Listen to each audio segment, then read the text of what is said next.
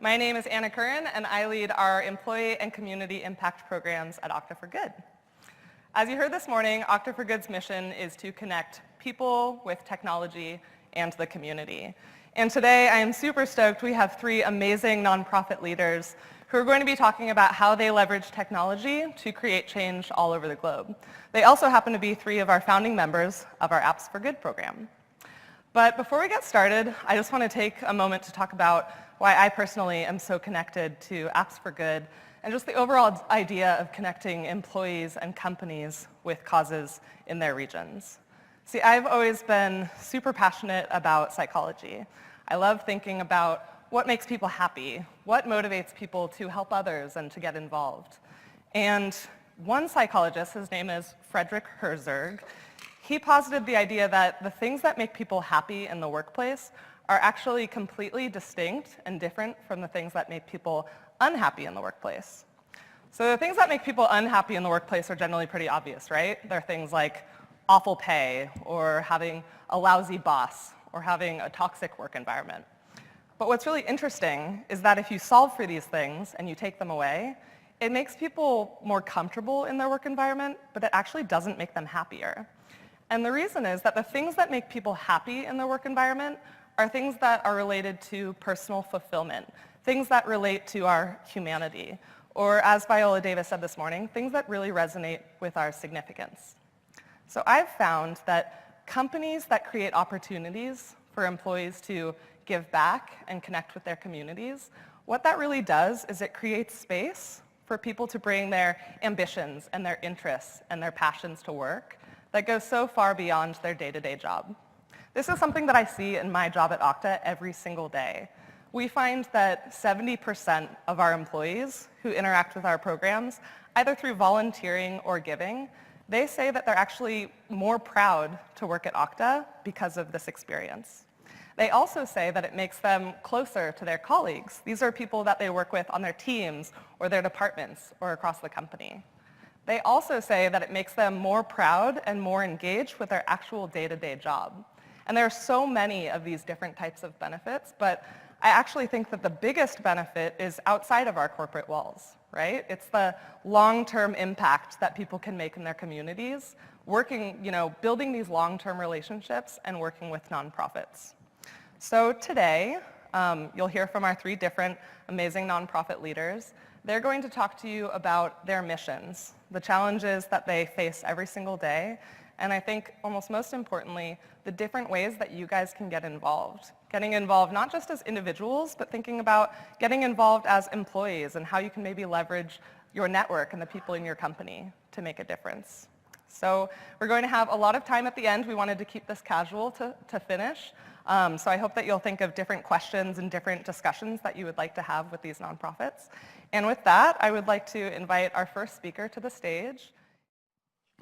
So I'm Jared Chung. I'm the founder and CEO of CareerVillage.org. We are a high-tech nonprofit that crowdsources career advice for underserved youth. Some of you may have heard some of this from last year because I had the privilege of being here at Oktane last year as well, so some of this may be familiar. I want to start with the problem that we solve. So the problem we solve is that young people are finishing their education unready for the jobs that we need them to fill. And for the most part, they're unready because they don't know how to get ready. This is a problem that educators know a lot about, so educators created the guidance counselor to help young people figure out how to get ready. The problem is that there are almost 500 students for every high school counselor in this country. In some states, like here in California, it's almost 900 students per counselor. So that means that as an individual student, you might get, on average, just 8 minutes one-on-one with a counselor each year. And most of that time is actually spent just making sure you're going to graduate. It's not even really talking about your goals after education or how you're going to prepare for or achieve them. Now, I was one of those kids. So I grew up in New York City, a couple blocks away from where this picture was taken. And when I was in junior high school, my family went bankrupt. And for the first time in my life, I didn't know we had any money problems until all of a sudden we're like sitting around the dinner table and I see them talking about, if we pay this bill a few days late, they probably won't turn that off and that check will clear and maybe we can We can, that's when I sort of realized that we had money problems. And for me, I was very shook by that, and I responded by thinking of my education purely in terms of how it was going to get me a high-paying job, so that when I finished my education, I would have all the money. I wanted to have like a big boat, because I was like, well, if I have a boat, I won't worry about paying the bills, right? That's what I thought. Turns out boats are probably not the right thing to do for that. But that's how I was thinking about it. The problem was that my high school guidance counselor was overloaded, and I wasn't really able to talk to her about my career plans at all. So I didn't know where to go. I got very lucky, though. I got a mentor, and later on a second mentor. And my two mentors throughout my education helped me make my first career plan, figure out how to get into college, figure out how I could prepare for careers, and they opened up their networks to me to get my questions answered about the jobs I was curious about. And that helped me to get a great job. I worked at McKinsey & Company as a consultant for 6 years. I really felt like I made it, like I had a steady, stable, great job. And so inspired by them, I turned back and I started mentoring and volunteering.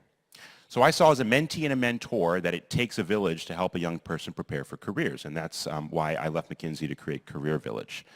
Our solution is to crowdsource the answer to kids' career questions because it's scalable. So on our platform, young people can ask any question about any career. We automatically match them to volunteers with matching experience. We send it out, and the volunteers get notified so that they can come in and they can post an answer. So it's like Stack Overflow or Quora, but it's for this particular use case and the particular audience. And it's a volunteer activity.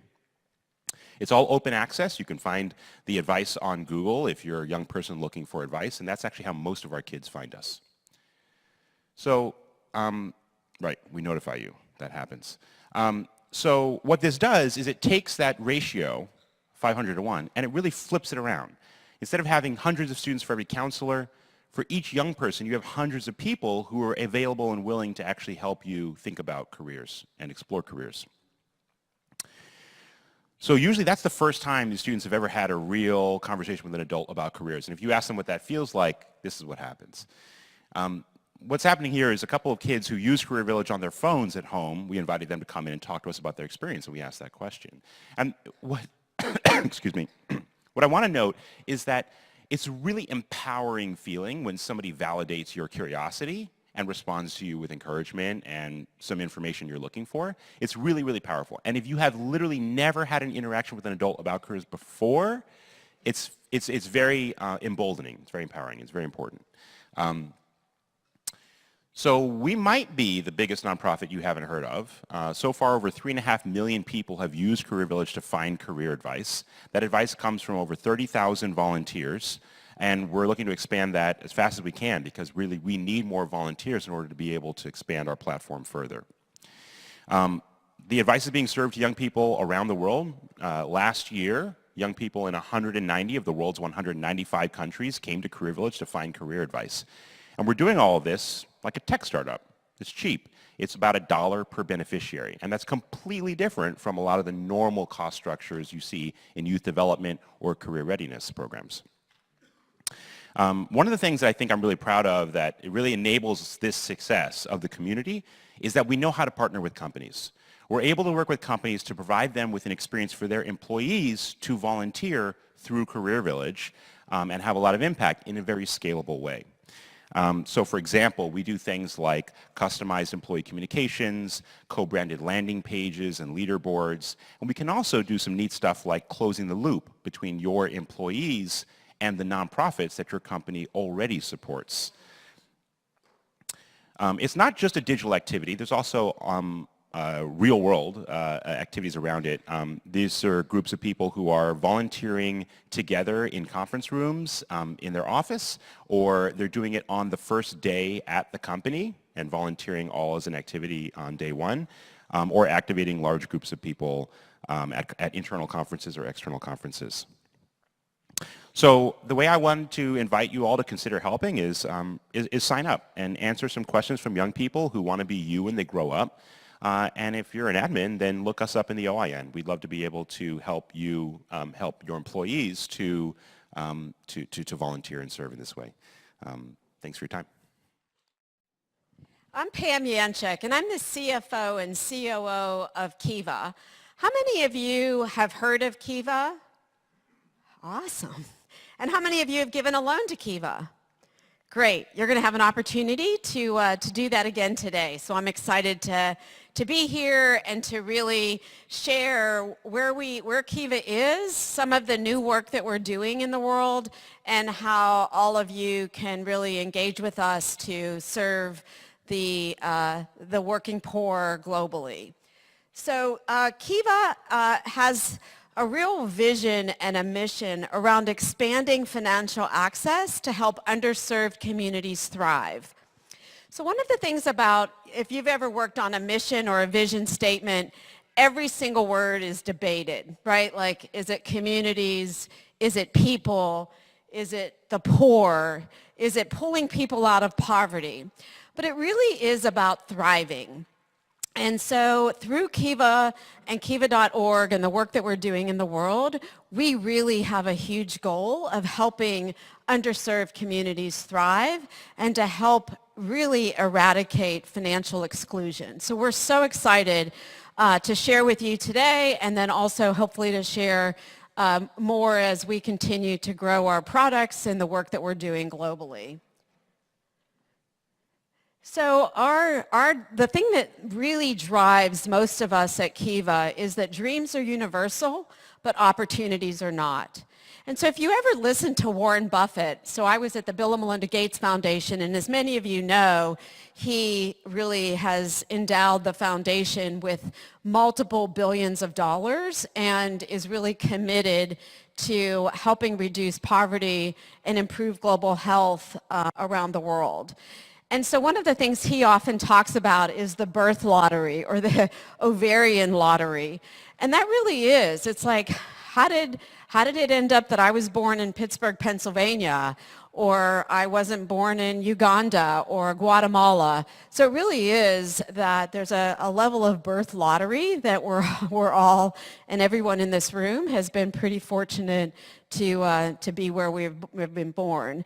But dreams are universal and opportunity is not. And so we really want to break the issue of how to create opportunities for people globally. So when we really look at this problem, there's about 1.7 billion adults that lack a financial account. So the way the Kiva model works, and I'll talk a little bit more about this in a slide or two, but basically for those that you guys know Kiva and have given a loan to Kiva, is you go out on kiva.org, you select a borrower. It could be a woman in Lebanon, it could be a refugee from Guatemala, it could be a man in East Oakland. And then you provide a loan to them, it's crowdfunded, and it goes out, and then he pays it back, he or she pays it back. And then you reallocate your loan back out. But what we realized is that while the repayment rate was nearly 97%. Now think about that. These are the poorest people in the world. And they're paying these loans back at a rate of 97%. They're faced with so many challenges, things that we could never imagine. You know, that in some cases they're traveling for hours to be able to buy goods, or they're bartering for goods, or there's, you know, issues with famine or natural disasters in their countries. So they're really battling for their lives, and yet they still pay back at 97%.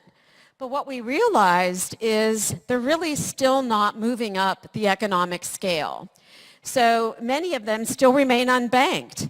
So we have people that have paid back thousands and thousands and thousands of dollars of loans at a rate of sometimes up to 30% interest rate that's paid to our partners in the field. And yet they're still unbanked. So Kiva is launching in 2019 something that we're calling Kiva Protocol, which is leveraging blockchain technology and distributed ledger to really help with identity and credit. Because when we really looked at the situation, we realized that many of these people don't have identity and they don't have credit. And so we're able to partner globally with the United Nations, with the government of Sierra Leone in Africa, and many of their partners globally to start this in Sierra Leone this year. So we really are tackling this problem of $1.7 billion adults that don't have an account. And this is what I was talking about earlier. So we go out, and you guys will all get a chance to do this today, choosing a borrower, a shopkeeper in Peru, a fisherman in the Philippines. One of my favorite stories is a woman in Oakland that makes amazing empanadas. I mean, they are like really good. And so, she, all of her friends and her family are like, you need to set up a catering business. And she's like, where am I going to get the money? So she takes out a Kiva loan. And she takes out her first loan for $400 to set up a catering business. And she pays that loan back. And then her friends say, you should get a food truck. So she takes out a $1,500 Kiva loan and buys a food truck. And then she pays that back from her earnings from the catering business. And at the same time, she's hiring about 2 to 3 people for every catering event that she does. Someone to cook, help set up, help clean up. And then she takes out another Kiva loan for $4,000 to rebuild her food truck. And think about this. This started with a $400 loan and really yummy empanadas. They're really good. And so this happens all over the world. Some of the most important work that we're doing today is with refugees. My team at Kiva laughs at me because when I talk about the refugee situation globally, I get really emotional. Think about, you're getting ready to go home and all of a sudden you can't really be back in your home. You and your family have to flee your community. This is what these people are faced with. And so there's over 1 million refugees, Syrian refugees living in Lebanon today. And so when we first started working with our Lebanese partners, we said, what can we do to help refugees? And the first thing our partner in Beirut said is they're a bad credit risk. And we said, how do we know?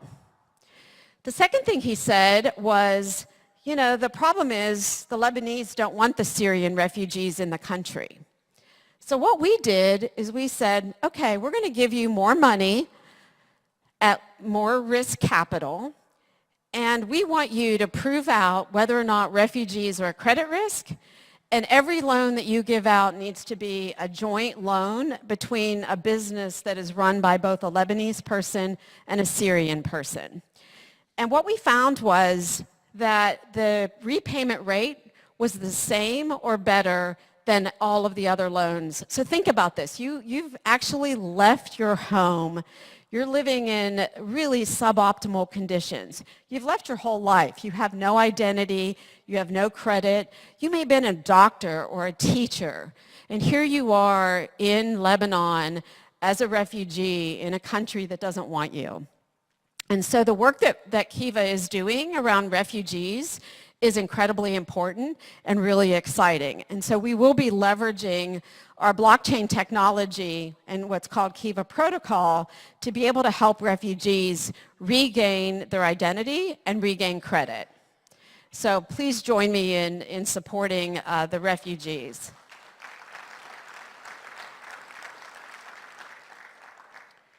So I think it's, I know there was a ton of hands that went up about Kiva in the room, and I'm just thrilled about that. And just to give you some sense of how big this movement is, we have over 3 million borrowers in over 85 countries. And so, and some of these countries are really challenging, right? So, as a CFO of Kiva, I have to go to our banking relationships and tell them, we're going to move money to some of the most war-torn countries in the world. And they're like, what are you doing? And so it's really tricky for us. And so we're very committed to have the right partners on the ground globally to be able to support this work. And again, as I said, 97% repayment rate. And then lenders. So we have over 2 million lenders, many of you in this room, from over 190 countries are lending on our platform. And with an average loan size, think about this, of $400, like my friend in Oakland. So we've lent over $1.2 billion out into the world. And this summer, we're going to surpass $1 billion of loans to women. So over 80% of our loans go to women. And these are some of our corporate partners, including our dear friends at Okta.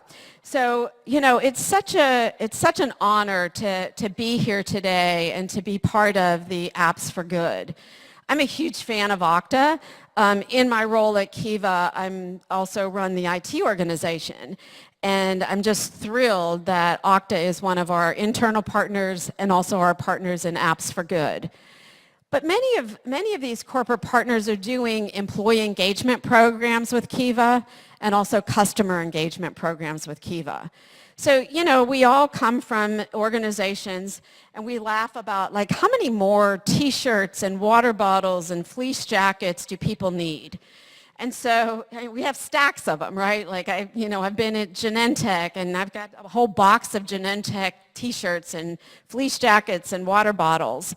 And so what we do is when we work with our corporate partners, like many of the folks on this list, we do employee engagement. It could be anything from, you know, just an acknowledgement for a project well done. It could be just part of the social responsibility of an organization that they want to do an employee engagement program. Or it could also be a customer engagement program where we're really acknowledging customers. So PayPal has done a lot there as well. But it's just an honor and a privilege to be here at this Okta event and to really partner with them in the Apps for Good. So this is Kiva's Okta instance here. As you can see, Kiva will now be part of the single sign-on for Okta. And we couldn't be more thrilled because when we look at many of these organizations have Okta as their main part of their infrastructure. And so because we have the single sign-on, we're able to implement employee and well as customer integration in a really effective way.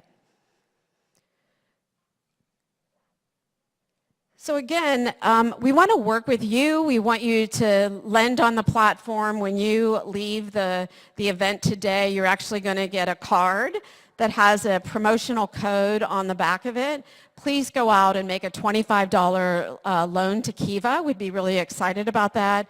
A real thank you to Okta for sponsoring the Kiva card and being able to do loans. And if any of you are interested in doing employee engagements or customer engagements, please reach out to me directly. I'm at pam@kiva.org, the easiest email to remember. And I'm really excited and thank all of you for making a loan today as well as your continued support of Kiva. Thank you. Hi. So I'm Craig Jacoby. I'm a co-founder of VolunteerMatch. VolunteerMatch is the web's largest volunteer engagement platform. We've been around a long time. When we were first getting started back in 1997, the internet was exploding. And there was a lot of concern at the time, kind of echoes of what's happening today, of technology being somehow a problem for communities, that technology was separating people from one another, that it was taking them out of their communities and turning them inward. So we believe, though, that whatever technology was doing to communities, technology had the potential to be a really powerful force to bring communities together, that there was things that we could do with technology that would tie people more tightly to their communities, help them find the way that they could be best service to their communities, and help them connect with causes that they really cared about. So behind me, you'll see what our site looked like in 1998. Yeah, no, we were so proud of this site. There was actually a time when we had a lot of trouble convincing nonprofits that we were working with that we weren't some for-profit corporation that was heavily funded out there trying to steal their data. They're like, look at this, you guys must be, you can't be a nonprofit with a site that looks that good. So we were very proud of it. But the basics of what we do were all there in 1998. So volunteers could search for opportunities, they could search by their location, they could search by their interest areas, and nonprofits could post their own opportunities and make them available to volunteers across the country. So today our site looks a lot different, but our mission really is the same. So we believe that people really want to make a difference. So what we try to do is to use technology to find ways to bring good people and good causes together. So right now on our site we have nonprofit partners who are in the aggregate looking for more than 3 million volunteers. And what people might not realize is that more than half of those opportunities that are up there on our site are for people with very specific skills and experiences. So it's not just, hey, come fill envelopes for us.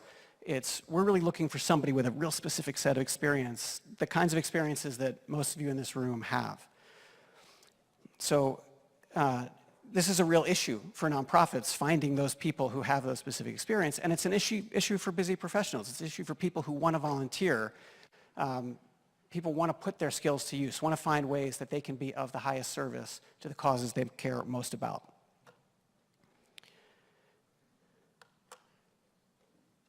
Oh, I'm going the wrong way again. It should be easy. It's pointing in the green way or the red way. So we have more than 130,000 nonprofit partners who have sites up, who have opportunities up on our site. And that goes for big organizations, national organizations like Crisis Text Line, Girl Scouts, Court-Appointed Special Advocates, to local organizations like San Francisco Opera here in the city, and local libraries all across the country.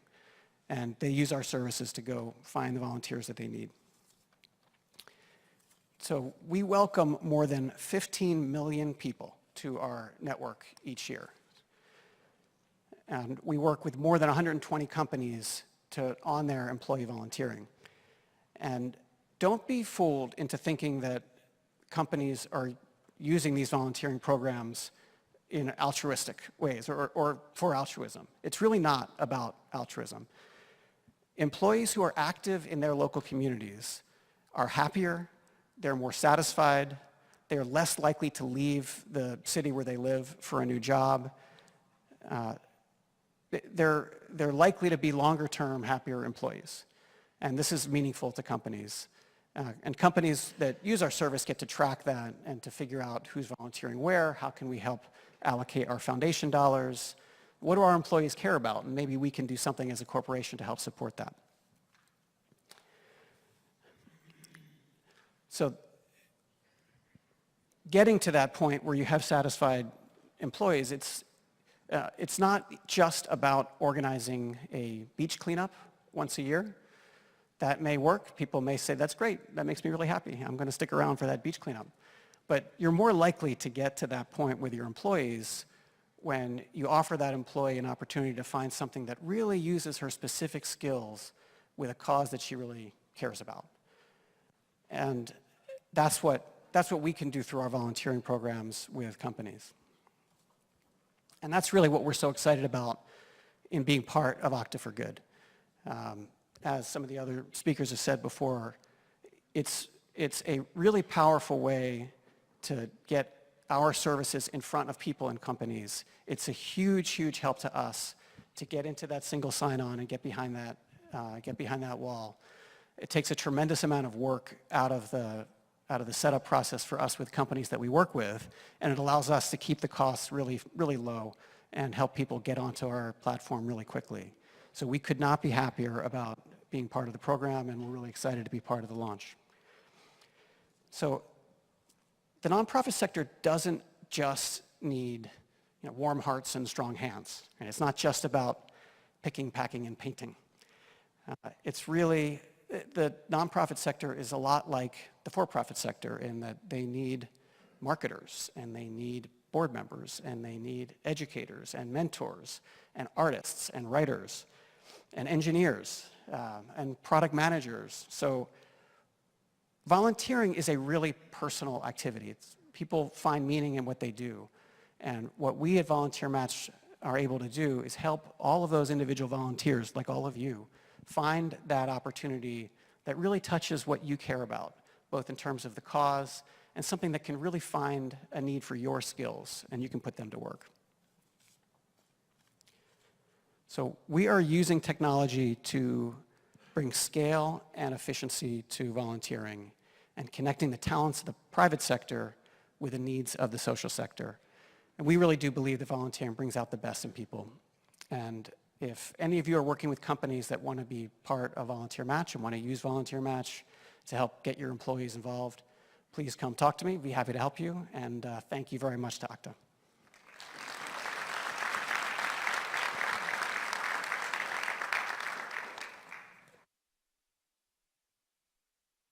Yeah, go ahead. Go up on stage.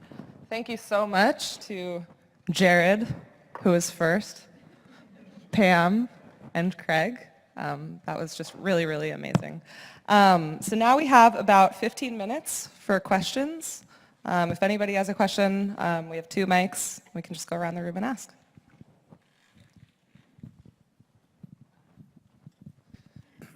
This one's for Jared. Found out about your whole operation today, and I'm motivated to actually mentor a bit. I'm curious if you have any plans of expanding that, your focus of your program to include adults as beneficiaries? To include what? Adults. Adults as beneficiaries. Beneficiaries, yeah. Because people go through their whole career and Yeah. hit walls all the time. Totally. Have hard times in life and need some help, and they don't have the finances to hire a career coach a lot of times. Yeah, it's a great question. Thank you. So usually when I've heard this question before, usually it comes up in the context of like the AI apocalypse that's going to destroy everybody's jobs and replace them with new jobs, and everybody's got like a projection of exactly how many jobs will get like retrained and all that.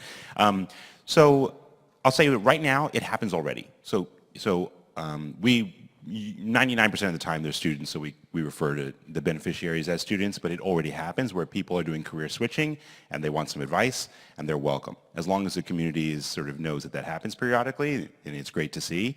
And I do think that over time that may happen more frequently, especially if, the economists are sort of right about how much job switching might happen over the coming, 60 years, essentially. Yeah, but we would welcome that. If we have an opportunity to serve, we want to serve.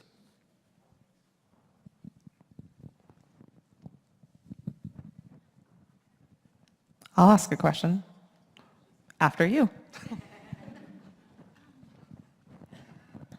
So while each of you were speaking, I tried to download your apps from the App Store on iPhone and couldn't find any of them, so I wanted to give you guys a plug. What's the best way, if we're on mobile, to get engaged? So is the question like, sorry, I didn't quite hear the end of it. You're saying like, where's the app? There's no app in the App Store. Like, Yeah, where is so it? what's the best way if you're not sitting at your computer to get Yeah. engaged? We don't have native mobile apps right now for CareerVillage, so you have to go there in the browser. We have debated it, and so to sort of open up the curtain a little bit on our side, I mean, we're 10 people, which I feel incredibly proud of, because 2 years ago, it was like, oh my gosh, that's like all by myself. So I feel like we're huge now. But we have no plan right now to add native mobile apps, because I can't add a native mobile dev on our team, and I don't want to get one built that we don't feel we can sustain internally. So we're naked on that front right now, and we're kind of hoping that progressive web apps become a little bit more usable and real, and we can show up in app stores and things like that. But that's where we are. I don't know where you guys are on mobile. Yeah, so right now we've just hired 2 new mobile engineers from Nike, and they're up in our Portland office, and they're building a new mobile app. But our kiva.org, just if you go to kiva.org, it's actually mobile enabled, but they're coming up with a new app, and then will be in the Okta app store as well for the single sign-on. So yeah, you're seeing the realities of the nonprofit sector. So we could really use some volunteers who can build web apps. Anybody? No, build and maintain. Actually, Jared's point is exactly right. We actually had a mobile app built, and I think we ended up pulling it from the App Store because it just got far enough behind the curve that we didn't feel like it was the proper representation of what we do. So we would just send people to the mobile site.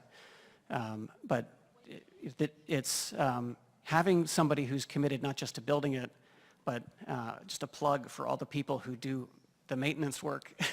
It's really easy to get excited about putting something in that's new and a little harder to get excited about maintaining it. But wow, is that important to nonprofits. For those of you who are engineers and developers looking to give your time, that's a great way to make yourself useful to nonprofit. I think we definitely have some people in the room who probably fit that skill set. Is there a question over there? Well, you were just talking about your development plan, and I know how limited it is with capital, how much time you can fit in. On that roadmap, where does having an API sit in the priority? For the same reason, since you do have such limited resources, having a good API, there's people who have a lot more resources, even for-profits that have resources, that would love to be able to put your services in there with that. So where does that sit on the priority for your roadmap? So I'll jump in here first. So that's, I'd say it's right in front of us on our roadmap, except it's just behind us. That is to say, we've really moved our organization very firmly in the direction of making our network of volunteer opportunities available through APIs. So we still have a direct service that we provide, certainly on the web, and also to corporations and other organizations to make our volunteer opportunities available through their service. But we've decided we're going to be, it's like Google Maps, right? You can go to Google Maps, but you're going to see Google Maps all over the web. Anytime people are looking for geography, that really is our strategy, and that's a primary way that we're now engaging with corporations, either through their own baked in-house kind of things or through partners, other of the great Okta launch partners like a Your Cause or a Bright Funds. Yeah, so Kiva is run basically by engineers. So we have a tremendous number of APIs, and primarily today they're focused on our partner network. So in the 80 plus countries for which we do business, we have APIs so that we can basically move data and essentially money globally to everyone. So we're building a lot through our engineering team. Also, I'll have my team over here that is on the partnerships team raise their hands. If you're interested in some of the partnership opportunities with Kiva, you can send me the email at pam@kiva.org or grab one of my team members here in the Kiva t-shirts and they'll be able to help you. But we're really focused around how to build a real infrastructure to make it easier for our corporate partners to engage with massive quantities of employees and customers. I think it maybe is telling to me that so we're clearly the newest nonprofit, and we're only a few years old, right? So we also have an API, which is interesting that like all of us have an API open. So that's kind of neat, I think. It's not fully featured, but it's primarily around question discovery at the moment. We've also done some custom integrations with Slack. So there's like a Slack app, and there's some other things that we kind of built sort of custom as integrations as well. Hi.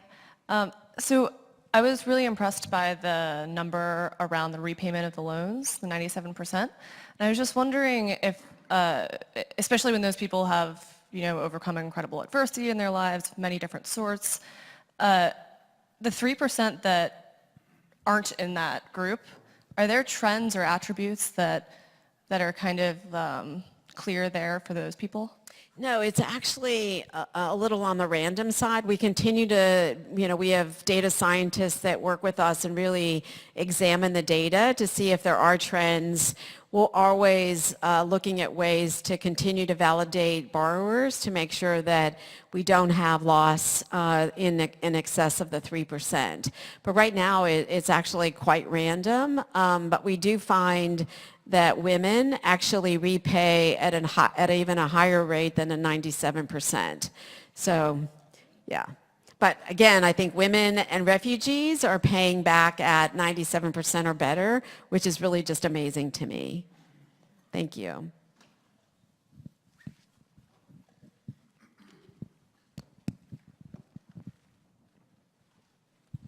Hi, Pam. I'm curious in a situation in a geography, in a situation where the people who are requesting loans might be in a very non-digital situation, or they don't have credit, or they don't have access to technology.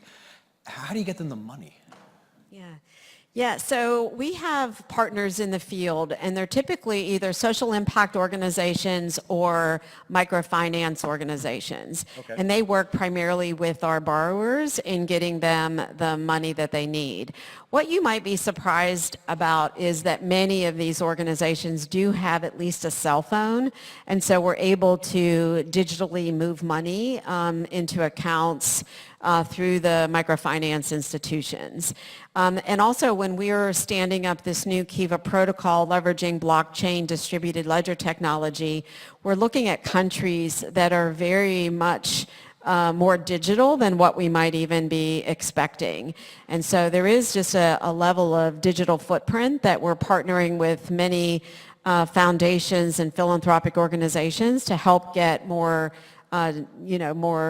mobile technology in people's hands so that they don't have to drive for 16 hours to go get their money or whatever. So we're really focused on finding borrowers and finding partners that really support the mobile banking. Thank you. Thank you. So I think we have time for one more question. It's got to be the far one, huh?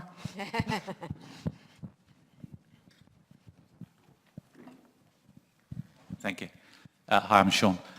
For all of you, great models, great everything. I was thinking, why aren't you double the size you are? What would it take to make you double the size tomorrow? And you can't say money because money merely buys things. So how would you double in size? What's the barrier? I can't tell you how often we think of that exact question.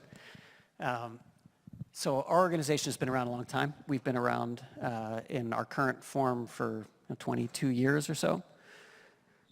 One of the things that has been true for us in our growth is we're a marketplace. So we've got volunteers and we've got nonprofits that provide opportunities to bring in those volunteers.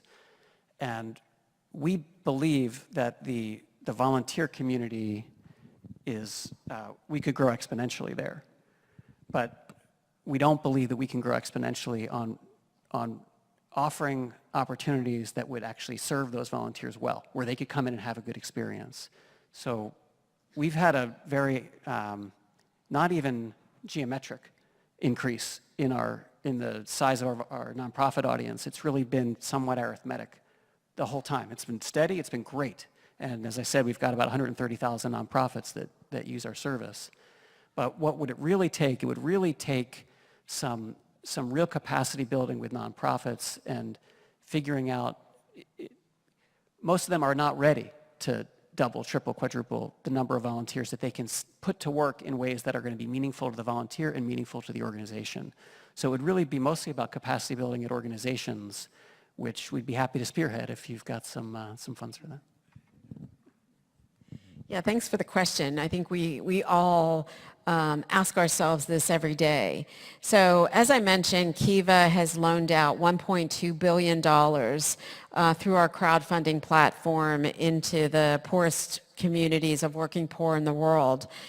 And we believe that we have the capacity and the capability of our organization to do that much every year. And so it's important that we find ways to free up the idle capital that sits in all of our accounts. I mean, many of us have $1,000 sitting in a rainy day account. What if we deployed that money through kiva.org, and if you needed to get it, you had an ATM card or a debit card that you could use to pull that money back out?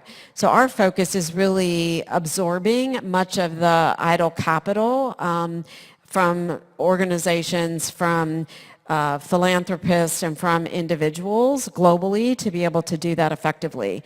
But we believe we have a platform that can allocate over $1 billion a year to the poorest communities in the world. So we actually don't talk about how we would double. We talk about something else, which is, we call it escape velocity. For us, CareerVillage is already bigger and had more impact and helped more people than honestly I thought we would when we first started. So I feel like it's just been great positive karma for like a long time now. But the most impact we could have is that we become the gold standard for young people to find the trusted source for the definitive answer to every question they have about every career. And we look to Stack Overflow as our model, frankly. We want to be the gold standard the way Stack Overflow or Wikipedia are the gold standards for their knowledge areas. So we're growing, but what we really need to do is reach the escape velocity moment where that time when you first went to Google and you looked, you knew actually you wanted the wiki result. So you typed in your search query and you put wiki at the end. Once you did that, you chose that you were trusting Wikipedia as your trusted source. And sometimes I'm a programmer, so I do that for Stack Overflow too. Like I really don't want to read anything but the trusted source answer on Stack Overflow. In order for us to do that, we need more questions, and we need more volunteers to be able to answer those questions in a big way. If we can do that, then we have a chance of becoming the gold standard. And if we can become a gold standard for career advice for youth, it'll just become tremendously easier for kids to think about careers because there will be a trusted place to go to. You won't have the cognitive dissonance of like trying to find a source. So that's how we think about it. I don't think it's a 2x. I think it's like 100x or like more for us in terms of potential. And so when you leave the luncheon today, you're going to receive a Kiva card from Okta. And I'm grateful that they're providing that to you. Please don't throw it in your bag or your purse or your backpack. Keep it out, make a loan, make a difference. All of you make a difference in the working poor and the communities in the world. Thank you. Awesome. So thank you so much to our speakers. You guys are doing just such important, innovative work. One more round of applause. You guys are awesome.